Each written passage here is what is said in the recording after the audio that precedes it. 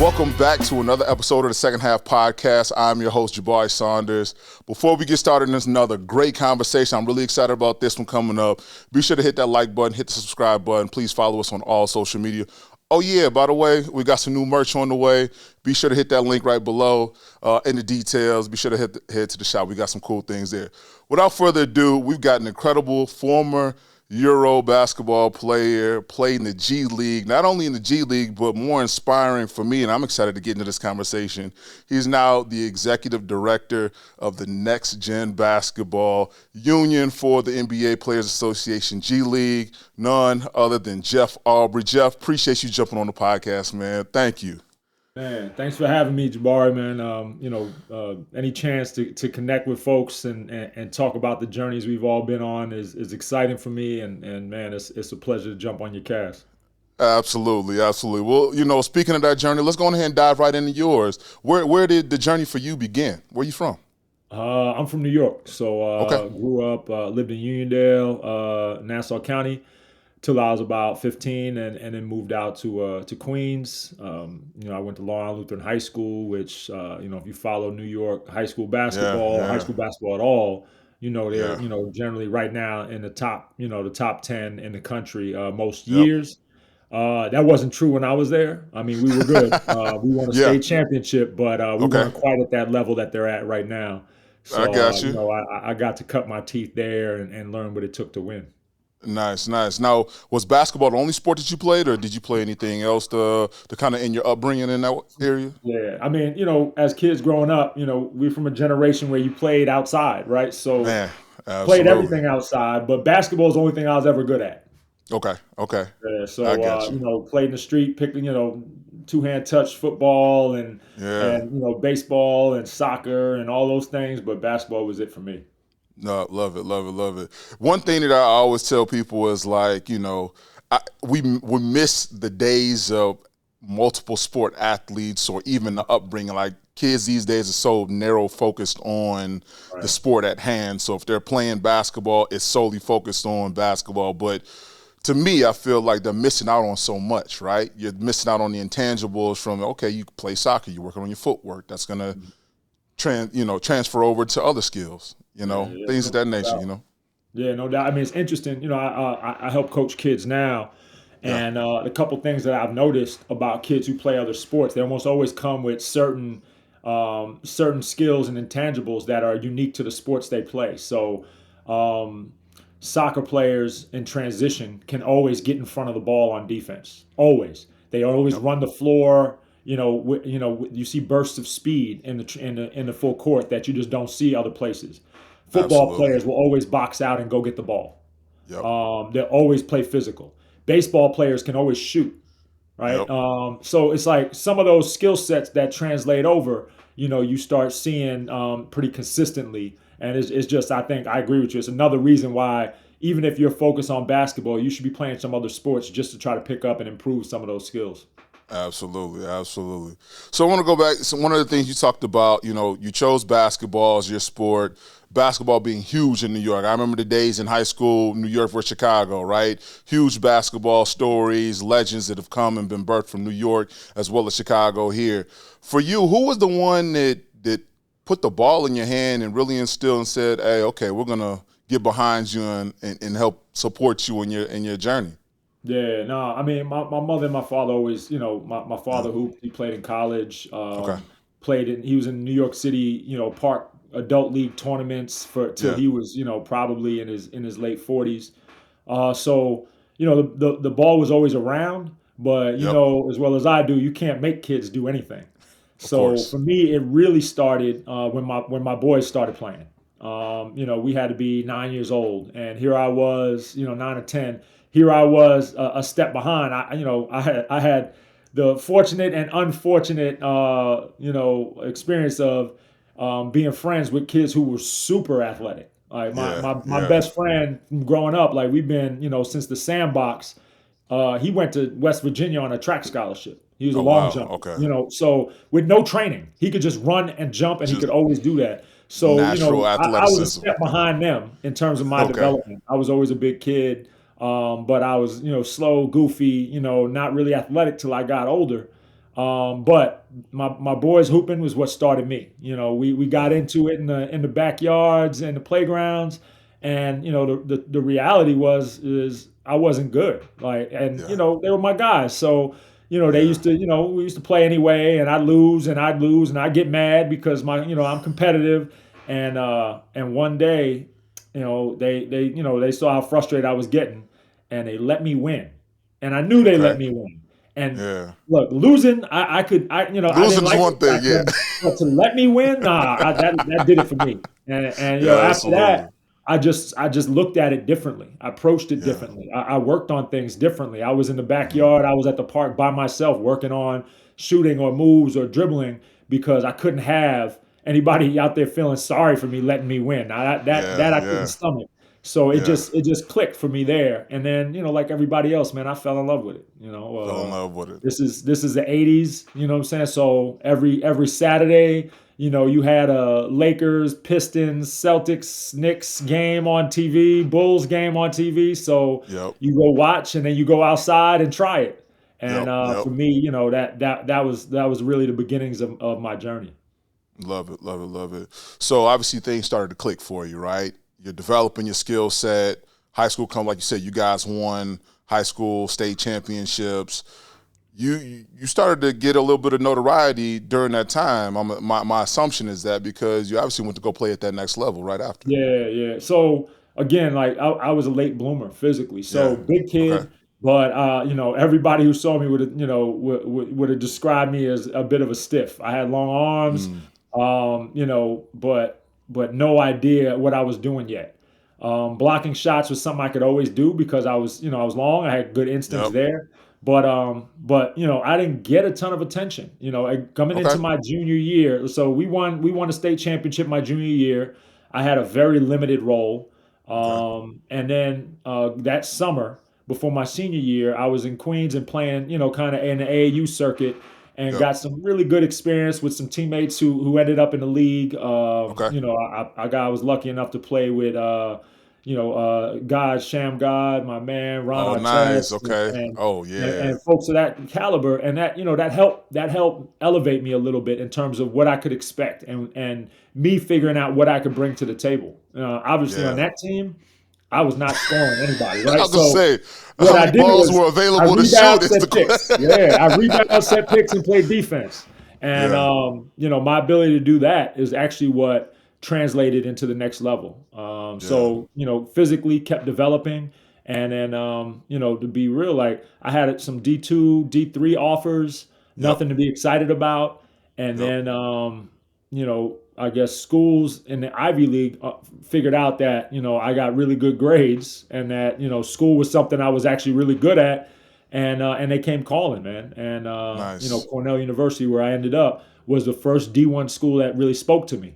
Yeah. And that was it. I went early decision. I only took one visit, and I knew where I wanted to be. Didn't take long at all. Stayed fairly close to home, being right there, and was at Ithaca, New York, Yeah, out in yeah, that a couple area. hours from the Yeah. city. Yeah, it wasn't wasn't Yeah. wasn't a terribly long trip. I Yep. mean, I just felt like I met a group of brothers when I got there on campus for my visit. That I was like, man, this is who I am. These are me. These are Yeah. my people.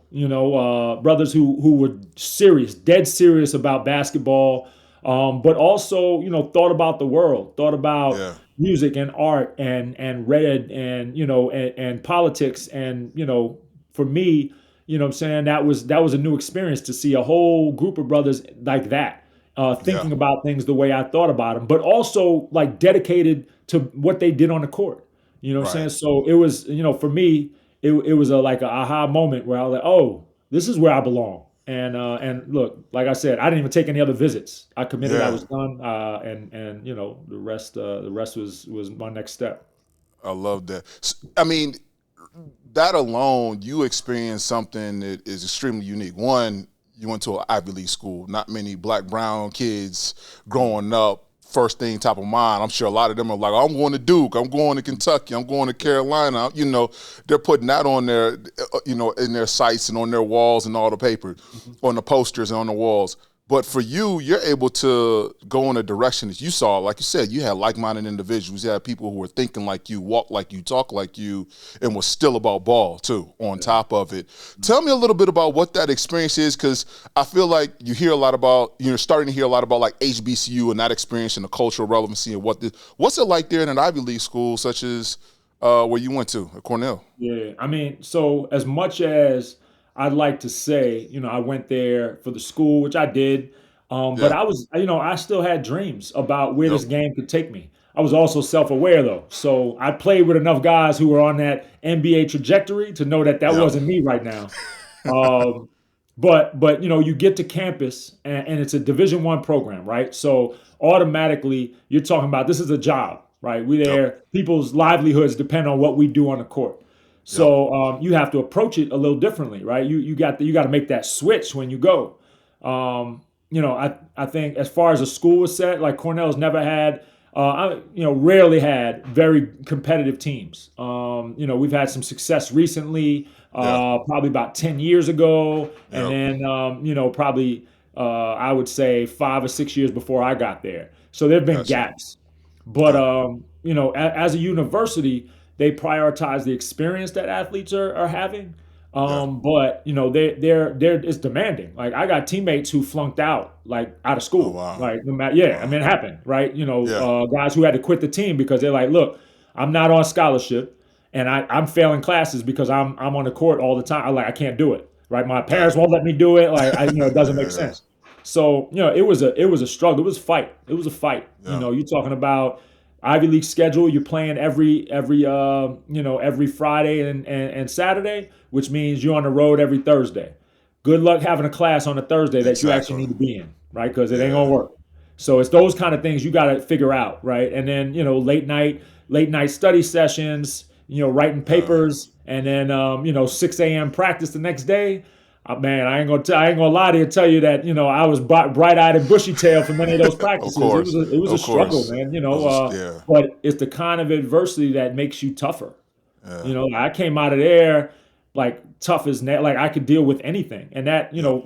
my journey overseas, was successful because I had been through so many hard things. Yeah. Yeah. For sure. No, I love that. I mean, right there, it taught you so much as far as, one, being able to work through anything. But again, you had time management, working with your teammates. We'll talk about all of that in a little bit. But, those are the things that I love to hear, the things that you learn at that level in college, you're able to take away from it. So continuing on, you had aspirations. You wanted to, like you said, you didn't want basketball in your journey to end there. Was it always NBA as your aspirations to go, or did you say, actually, I'm going to try and get overseas as my first stop? Or what did that look like for you? Yeah, I mean, everybody who's ever picked up a ball has NBA dreams. Yep. I mean, that's just a part of it, right? Yep.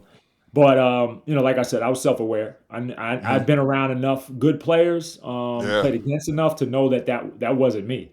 We played Oak Hill Academy my senior year, Okay. and man, when you look at the difference there, like it was stark, man. I'm talking Yeah, about some guys who can it play. was, they had Ron Mercer. I don't know if you remember Ron Mercer. Yep, Ron he Mercer, played for Chicago Bulls Kentucky for a little guy, bit. right? Yeah, Kentucky guy, yep. Bro, Ron Mercer had 30 points, 26 of them on dunks.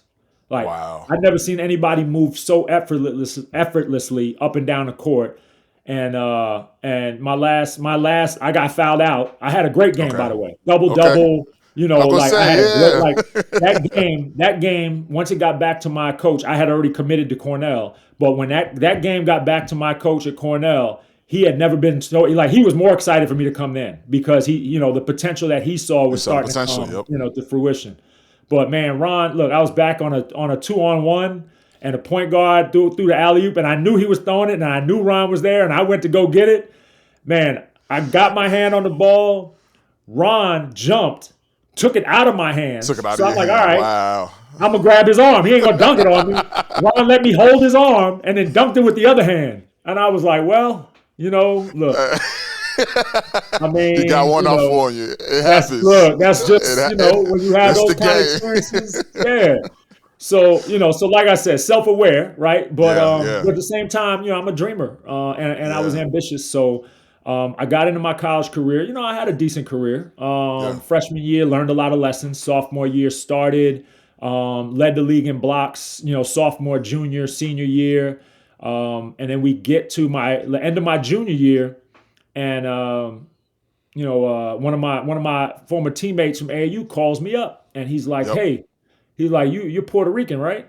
And I'm like, "Yeah." Well, my name is Jeff Aubry. I don't have a Spanish surname, so unless Right. you met my mother, you wouldn't know I was Puerto Rican, right? I didn't Right. speak Spanish to anybody. None of that.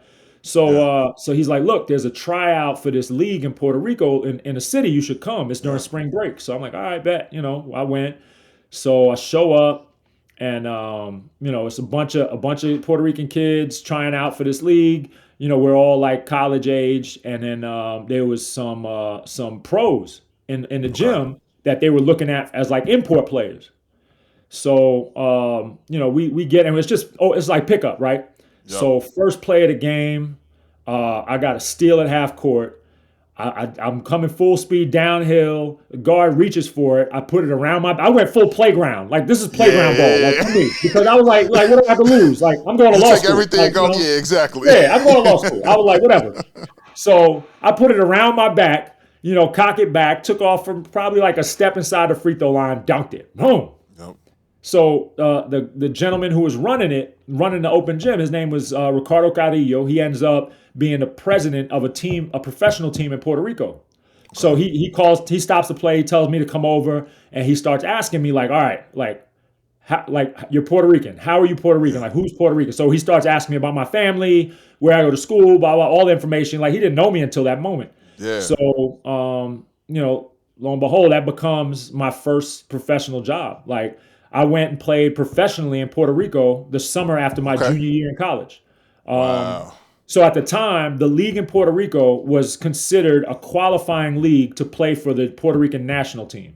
Okay. Yep. So there was a loophole in the NCAA regulations that allowed you, if you were Puerto Rican, to play in that league for money, I'm gonna say, and you even got while paid. maintaining your college eligibility. Wow. Yeah. Wow. Now this yeah. loophole has since been closed. Right? It's Of been course. closed Of because course. there's guys. I don't know if you remember Edgar Padilla, Carmelo Yeah. Travieso, Carlos Arroyo. Like all Arroyo, those yeah. guys were playing in the league, We're- and all those guys were Got paid. I mean, that's what it I'm was, sure. right? I'm At that sure. time. Yeah. You make it happen. I So, got you. so the NCAA closed that loophole, but I got to start my professional career while I was still in college, and that changed everything for me. Like, it changed everything. I was like, literally, my life track was, I was going to go to law school after I graduated. I was Yeah. going to be an attorney. Like, that was what my path was. Yeah. But this, like, I saw a world where I could get paid to play basketball. And I also saw opportunities. Like, I worked every summer, right? I wasn't on scholarship, so I had jobs. Like, I'm in offices. I work for Yeah. a direct marketing firm. I work for a brokerage firm. Like, I had Yep. jobs. You were still This is hustling. the first summer I spent just hooping and training and lifting, and that's it. That's all I did. So the development started to come right around. Yeah. Exactly. So I went from being one kind of player to being a whole different kind of player. Yep. And when I came back for my senior year, here I was now. First, we won a championship. Like, I got to play with, Carlos Arroyo was on my team, but Okay. he was young. He was a year younger than me. But I got to play with like one of the best centers in the history of Puerto Rican basketball, almost in the history of FIBA. This guy named Jose Really? Ortiz Piculín. Okay. He was a Okay. first round draft pick, played for Utah, played with Gary Payton at Oregon, and was overseas for a long time. Like, he was a monster, 6'11", Okay. like 265. Like, he used to give Tim Duncan work in the Olympics. Just work? Like, work. Oh, yeah. I'm gonna work. check that Like, out. I'm going to the the film only, room. the only player I've ever seen him not be able to destroy was Shaq. That's it. Like, he was a monster. So I got to learn from him, practice against him every day, and spend a whole summer like eating the weight room. I was in the weight room. I was on the court, shooting, running. Like, it was the first time probably in my life I had ever actually been in shape. Gotcha. And like, when that translated back to my senior year, now I'm having some success that is a step up. Come to the end of my senior year, had a okay year, and ended up back in Puerto Rico, that summer. And again, my law school plans got deferred. I put them off, and man, I started my journey at Puerto Rico that summer, and Spain in the fall. And, I was off and running. Man, I love hearing that. I love hearing that. So, like you said, you got on that journey. What was it like for you? Because I don't know if it was the same for me. My first year, I left to go to Luxembourg. Getting on that plane and leaving and going abroad, knowing that family's not on the other side of that to pick you up. Like, you don't have anybody to call and say, "Hey, come and get me." Your first location going to Spain. What was that like for you when you left and the wheels took off for you? Man, let me tell you, like when I was young and I was getting stressed, I would go to sleep. Like that was my stress response, right? I tell you, I got on that plane to go to Spain and I slept the whole ride, the whole ride. Like I didn't even blink. Like the flight attendants tapped me as we were going to land to make sure I was alive because I didn't. I like sat down on that seat and passed out. It was out. But man, it was exciting. Look, I got off the plane in Barcelona. I met the owner of the team. He took me to, the town I was in was about 45 minutes south of Barcelona. He took me to the apartment. He was like, "Look, I'll pick you up at this time so we can go do your physical." And he was like, "I know you want to take a nap, whatever." Here I am in an apartment in Spain. Like I didn't even know. Remember, this is pre cell phone, internet. Like I didn't even know how to call home. Yeah. So it was just it's like that realization hits you. Like, man, I'm doing this, and it's just me. And there's a couple benefits there. I think when you have family to lean on, you get accustomed to leaning. Yeah. When you just standing on your own 2 feet, well, that's your habit. Yep. I think there's some positives and negatives there. You know what I'm saying? Yeah. But when you get accustomed to standing on your own 2 feet, ain't no other way. That's it. Exactly. That's all you know, right? So you got to make your way. So it makes you approach everything a little differently. Basketball had to work because nobody else is going to make it work for me, right? Yep. You come in with a different level of hunger and figuring out how to live overseas, all the things. Like, you're not talking about visiting. We're not talking about passport bros taking vacations. We're talking about living, like figuring out how to build your life. And it was an incredible experience for me. And still, Spain's one of my favorite countries that I played in. Really? Okay. Of all, now you played what? 17 years abroad? 16? 18, yeah. 18. Yeah, LeBron just passed you up. Man, I tell you, I look at him, I am amazed. I remember my last year, I stole some money. I did more coaching than playing. Yeah. But every time I played a game, I needed a whole week to recover from it. You know what I'm saying? So I watch him now every night doing what he does. Doing what he does, yeah. Oh, man, it's incredible. It's incredible to watch. Incredible to watch. So, like you said, you were in Spain. That was your favorite space to play at. Where else did you? What other countries did you happen to tap into while you were playing there? Man, I was in Venezuela, Switzerland, Argentina, Uruguay, Dominican Republic, Puerto Rico, Peru. I mean, I've been all over the place. You hit them all for sure. Yeah. I was globetrotting. I was in Mexico. I mean, look, I had some incredible adventures, and I wouldn't trade them for anything really, because of how much I learned about myself and learned about the world. Yeah. For sure. It exposed you to so much, which I love the game. I tell people anytime you can get away from your city block, you can go to another state, another country, and go play the game. But even beyond that, learn the culture and explore the culture. Man, it's so enlightening. It really is. It really is. Yeah, no doubt. So like you said, your last couple of years, you were kind of stealing money. You were coaching. You were, helping nurture the next who were coming up. And I'm sure there were a few other foreign players that were there you were kind of teaching. As the body was starting to recover, did you start to think about, that time when that last game was going to hit and you had to take the shoes off for the last time? Yeah. So, that was an interesting experience. So I only stole money that last year. Before that, I was still I was lucky. I stayed really healthy in my 30s. I played till just a week before my 39th birthday. And in my 30s, I was really healthy. I mean, part of that is due to I got married at 29. So that got me off the street a little bit and taught me a new way of taking care of myself and my family. Absolutely. So that really helped. And then some of it I was just fortunate. I learned about how to better physically take care of my body, and I was really focused on that. So when it hit, I gotta say it was 2013, right? I started waking up in the middle of the night, 3, 4 in the morning, and everything hurt. Like every joint was on fire. Like somebody, like it was so. Think about how much you play injured, right? Something's always going on, right? Something's Knees always or nagging. back or shoulders, Yep. elbows. Yep.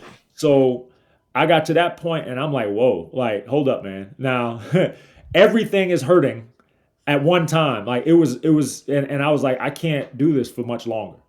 Yeah. Not that I didn't want to, like I would have, but I was like, I'm gonna have to start thinking about what comes next. Yep. So that year, I decided not to go back to Mexico. I Okay. was playing at that point of my career. I was playing half the year in Puerto Rico and then half the year in Mexico. Okay. So I essentially had no off season at all. Yeah. I was going, Yeah. I'd have a week or two, and then I'm right back at it. And I did that for about 4 or 5 years straight. And then we It's a got lot to of that wear and point tear on the here. body. Man, look, when you're making a living outside this country, that's what you do, That's And what I you knew it do. was a limited Exactly. time, so I was trying to go get every dollar I could get. There you And go. There you go. finished in Puerto Rico in that summer of 2013. Came to New York, and started spending some time kind of reconnecting with my network from Yep. college, from high school, people I played with, people I played against. Looking at like, all right, what's this next step gonna look like for me? Yeah. So did a lot of informational interviews. And what really hit was Mark Tatum, who's a deputy commissioner of the NBA, is a Yep. Cornell grad. Okay. So I got connected with him and went into the office and sat with him. And we spent about an hour just kind of chopping it up, and I was talking to him about my journey, and then he asked me some really important questions about what I wanted to be doing and what Mm. skills I thought I brought to the table. And Yeah. I didn't come out with any answers, but I came out with better questions for myself. Gotcha. Like to think about what Yep. really was gonna, be the next part of my life, what I wanted it to look like, what I was Yep. gonna be good at, what I wanted to put my energy into. So that was a big deal for me. All right. He asked me one important question. He said, "Hey, have you ever sold anything?" And I'm immediately thinking like sales, like nah, not really. And then Yeah. he explained a little bit more about it. He was like, "Well, look," he was like, "in business or in anything, you're always selling. You're selling, an idea. You're selling yourself. You're selling a course of action. You're selling a product." He was like, "It is the most important business skill you could have." And he was like, "So if I'm going to give you any advice, I would think figure out how to sell." And he Yeah. was like, "And if you figure out how to sell, you can work anywhere, doing anything." Yeah. So I kind of took that to heart, and then I went back and played another season Okay. in Puerto Rico, and then came back again and got myself a sales job, a pharmaceutical sales job. There Um, you go. Look, it was about what was it about? I was there for probably about 6 or 7 months. Okay. I learned some really important skills, like life skill, business skills. It also gave me a pretty clear vision that this is not what I wanted to do. Like, I mean, look, it was Yep. I fine. I get mean, it. the money was Yep. okay. Like, it just like the everyday of it was not. It was just not me. Like, I was It like, wasn't as gratifying as you wanted it to be. yeah. I mean, think about it, Yeah. man. We played a game for a living Yep. for a long time as an adult, and once you get to do what you love every day and make a living at it, it's really hard to go do just anything. You Yep. know what I'm saying? Yep. Really hard, right? Because that's like, as much as we say money motivates us, it doesn't, right? You got to love what you're doing, A, to be good at it, and then B, to get up and do it every day.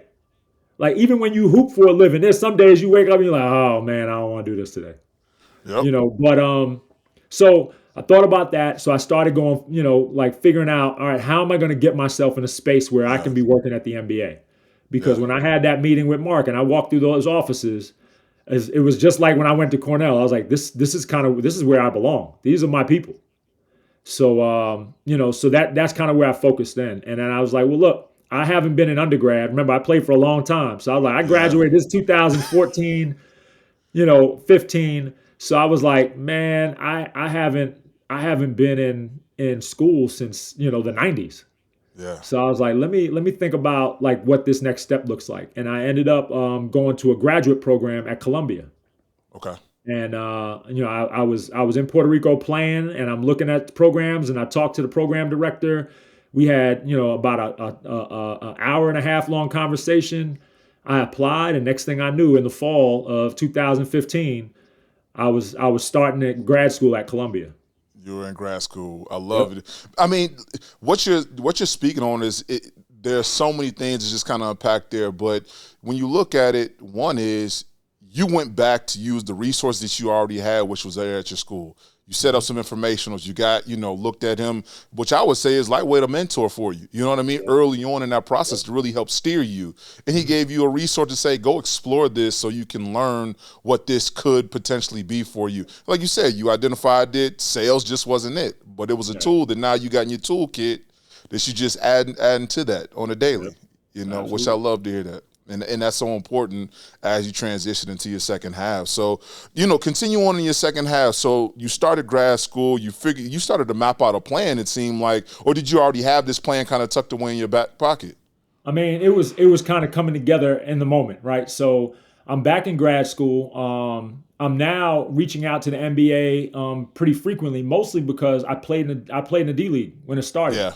So Yep. I had connections, folks who were there in player development while I was there, folks who I'd stayed pretty connected to. Shoot, one of the VPs from player development wrote me a recommendation for grad school.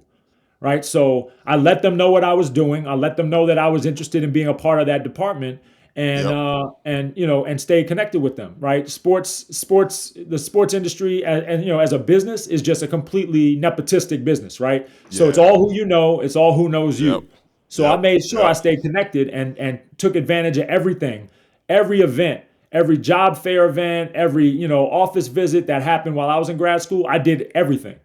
Yep. And then what happened is there was an internship program that was a requirement for my grad program, and there was a program that had just been developed at the NBA for former players. Now initially, this program was only available for former NBA players. Okay. Then once they had trouble kind of filling those slots, they opened it up to former D League players. Wow. And here I That come. allowed for you. Yeah. Of course. So so my first year grad school, we get into the second semester. I thought I was done playing, but Yep. my mother had an accident. She got hit by a car. Oh She wow. lived in Puerto Oh Rico. no. Okay. So I went to go take care of her, and while I was taking care of her, teams were calling me.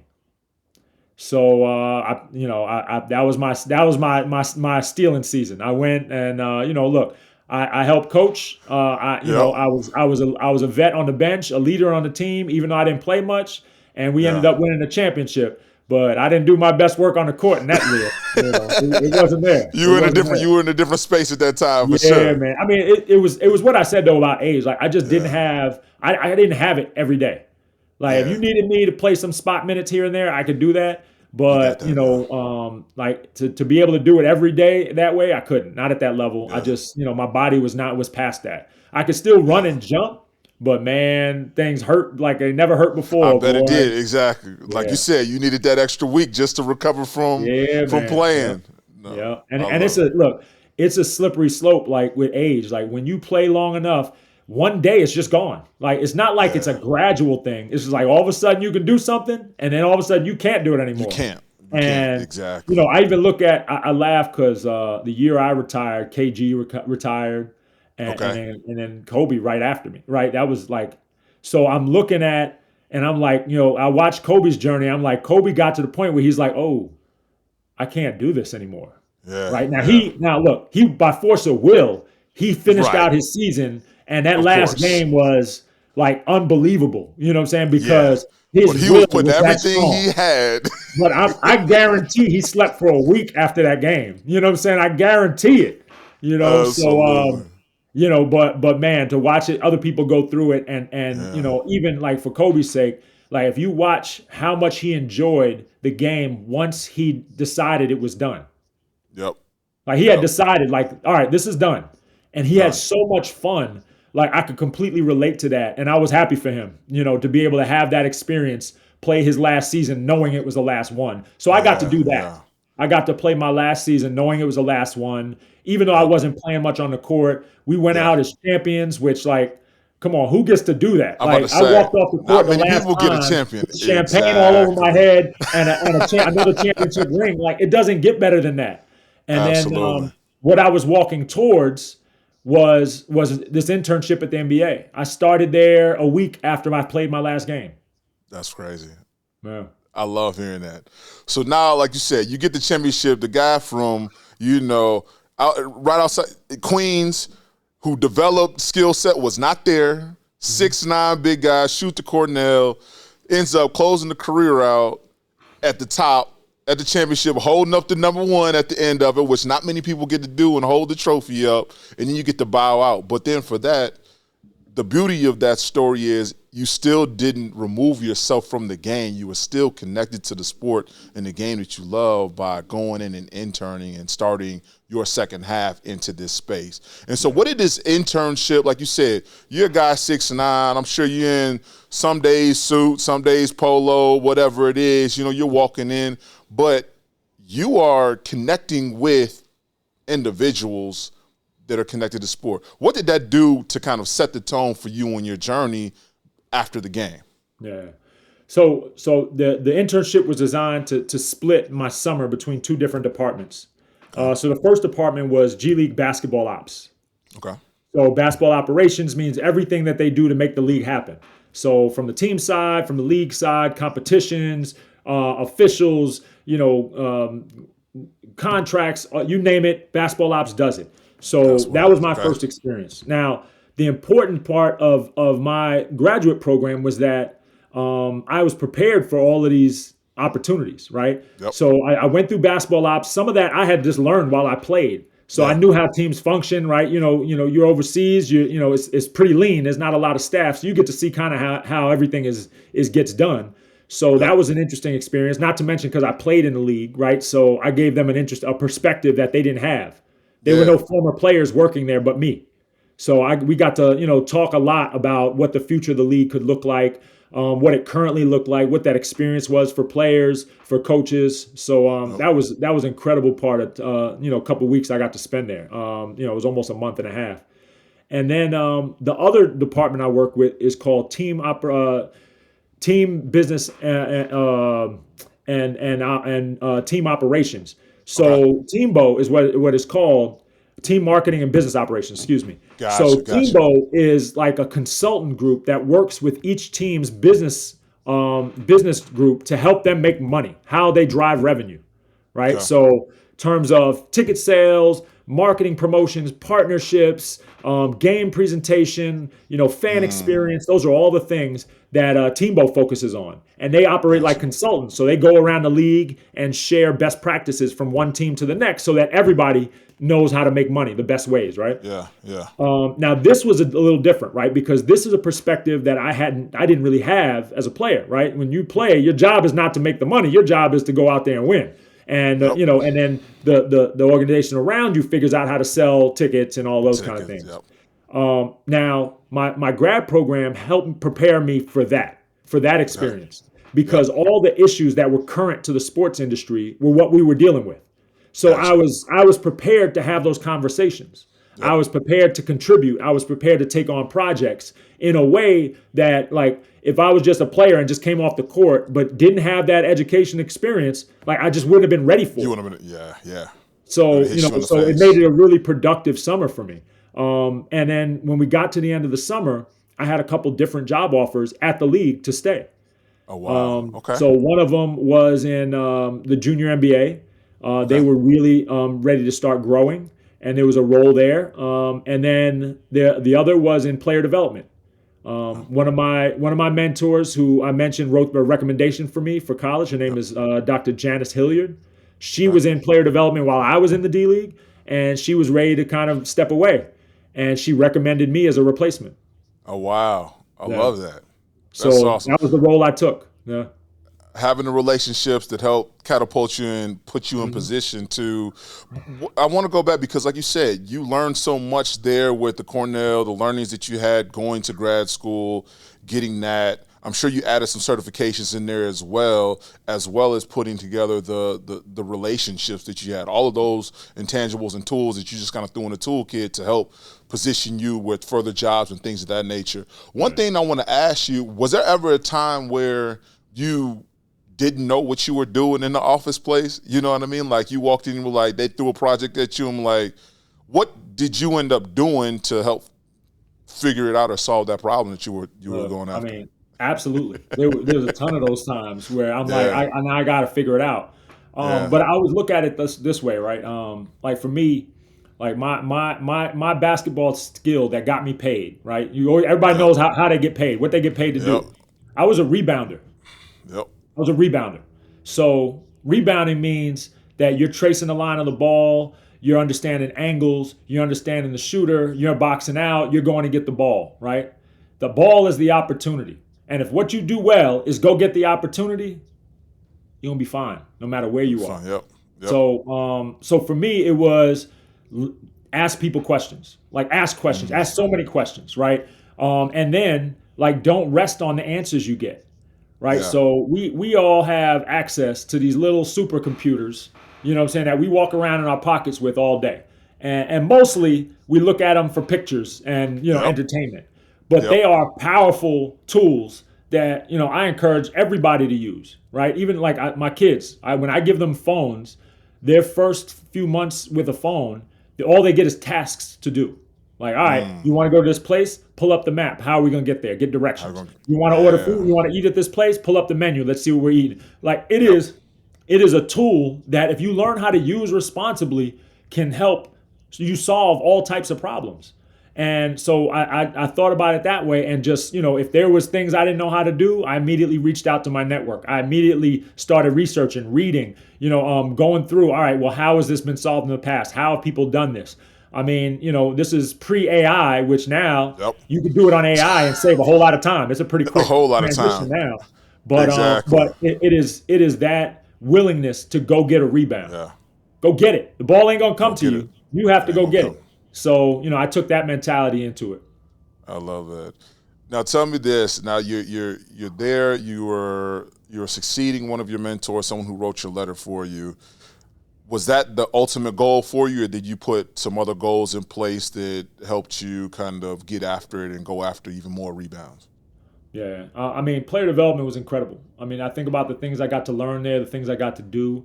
I used to lead the rookie transition program, which transitions college players who get drafted into the NBA, which was a huge program, one of our flagship programs in the league. I had to work with the Players Association on that. I was kind of determined to start my career there, but I was also determined, like, let me get really good at this. Let me do this really well, 5 years, and then I'll pick my head up and kind of see what other opportunities there might be. And that's kind of what I did, and then COVID comes, the world stops a little bit. Yep. And the G League unionized. Yeah. So, right before the G bubble, and they operated, kind of started really small, and they got to a space where they were interested in finding a full-time executive director. Okay. So in undergrad, my major was industrial and labor relations. So I studied labor unions, labor union administration, collective bargaining, organizational behavior, labor law. So this union position, I was like, whoa, hold up. Yeah. It's a full circle moment, right? I played the first season of the D League, the very first season, the very first draft. And to be the first time full executive director, I couldn't think of a better story. So I applied.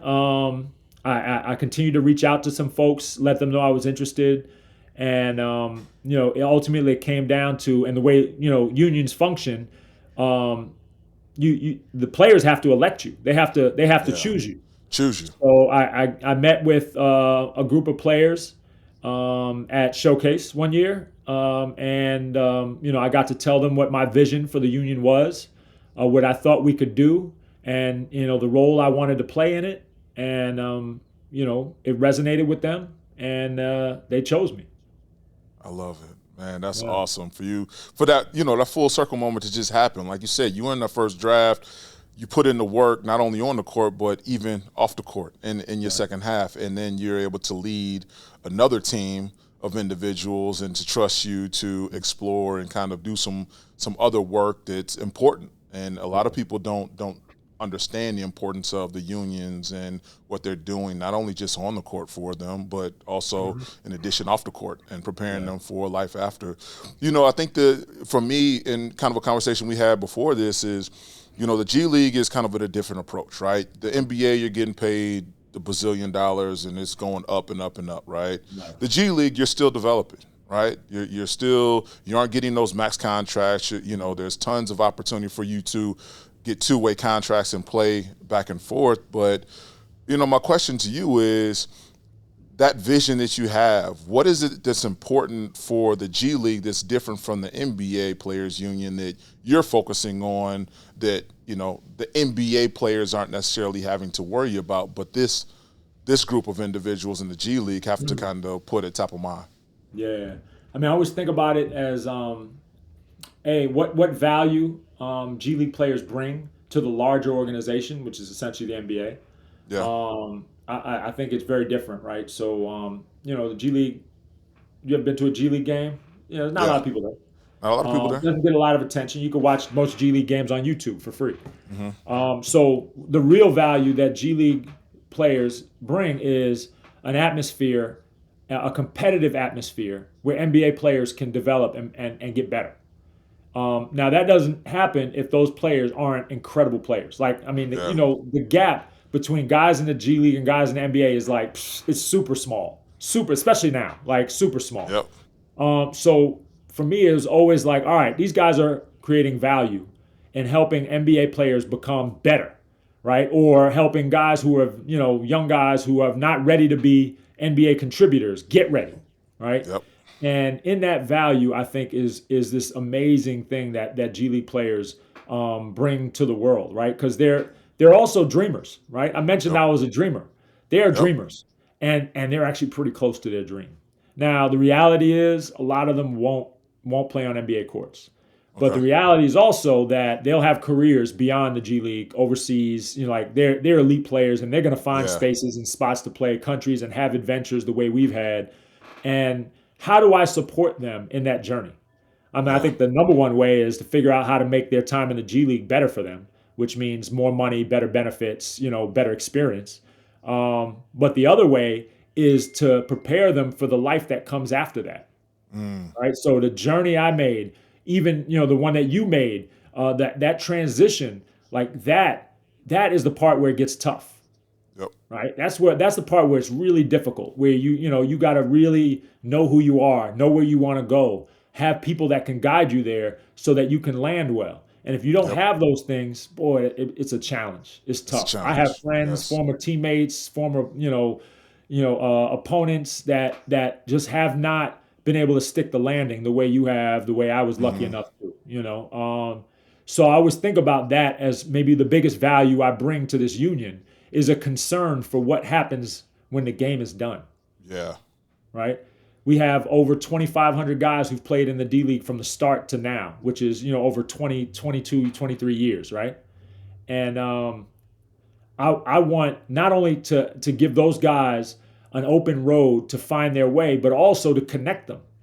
Yeah. Think about that, how big that network is of guys who have made this journey. Some who've done it well, some who haven't, but there's lessons in there. There's value in there. And if we can harness and leverage that network, I think will put us all in a better position and help us win the next stage, the second half, like you said. Yeah, absolutely. No, I mean, that's beautiful there. I mean, you're spot on. We all got to figure out what's next. And I think that what you're doing and advocating for these individuals to provide them with the basically the playbook, the workshopping, the opportunities for them to just navigate their own journey. But they have to, start with the simple question like, who am I first? What is it that I want to do? And that's so important. I think that you at the helm and leading it, it's important. Having a strong leader is going to be extremely important for these guys as they grow.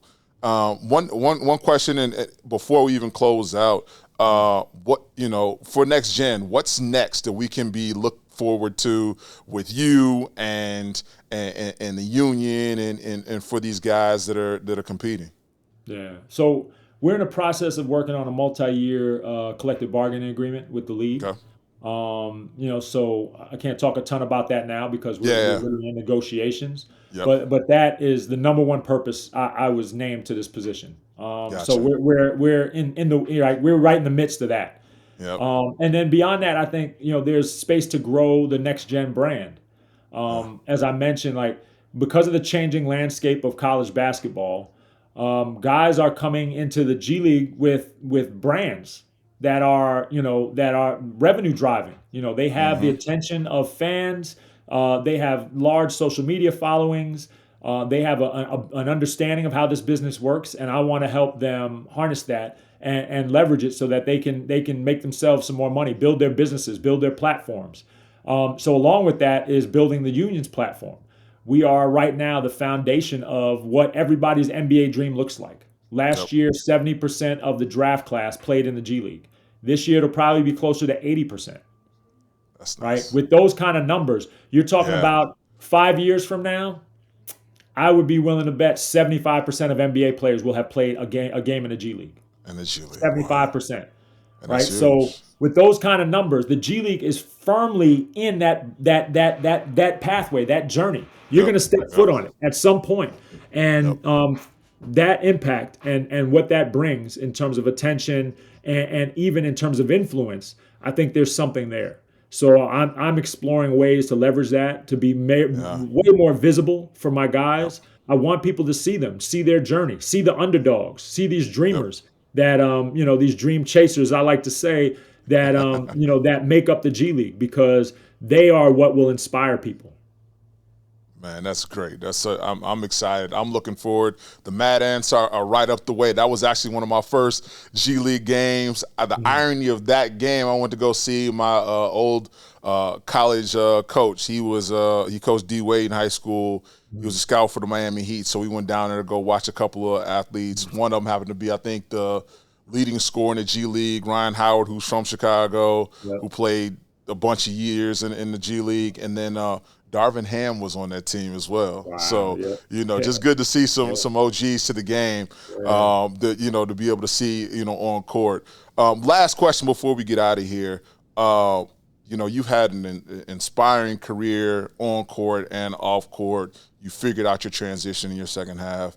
What's one what's one lesson or inspiring quote for you that you would leave with anyone who is looking to try and figure out what their next steps are in their journey? Right.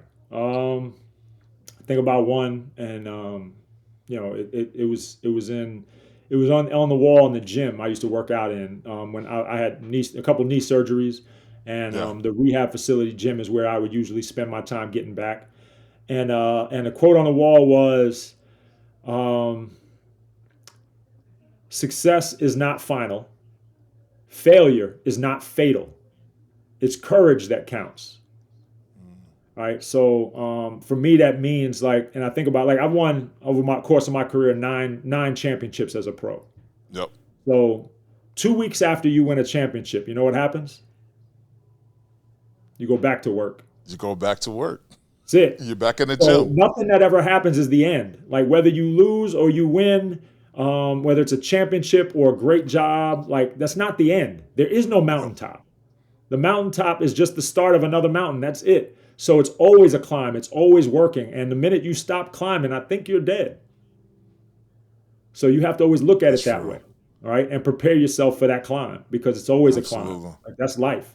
And that's definitely the career anybody wants, whether that career is in medicine or law or like we did in basketball. Yep. No, that's a great ending to it. I love it.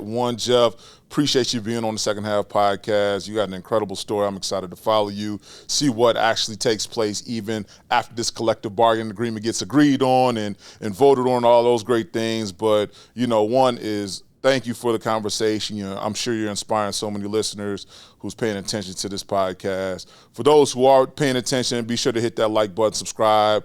We'll be back with more conversation. Follow us on all social media platforms and grab some merch as well. We'll see you guys. Peace. All right. Thank you, brother. I appreciate the channel, man. My man, appreciate you. Thank you.